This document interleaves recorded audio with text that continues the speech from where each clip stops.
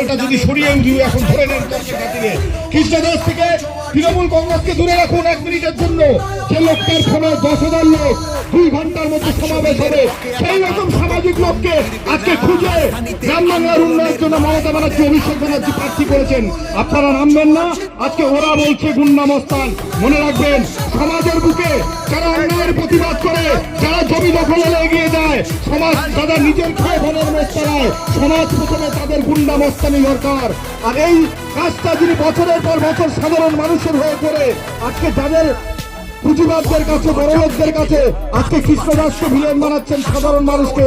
দিনের শেষে মনে রাখবেন, আমাদের আদর্শ এই নিজের খেয়ে ভরের মোস্তারানো কৃষ্ণদাসী, এই নিজের খেয়ে ভরের মোস্তা দিয়ে যে সমাজের মঙ্গল করে, যার বাড়িতে একজন নিরস্ত মানুষ ছেঁড়া কাপড় পরে যায়, তাকে কাপড় না দিয়ে বাড়ি থেকে পাঠায় না, যে লোকটা অভুক্ত, যার বাড়িতে খেতে যায়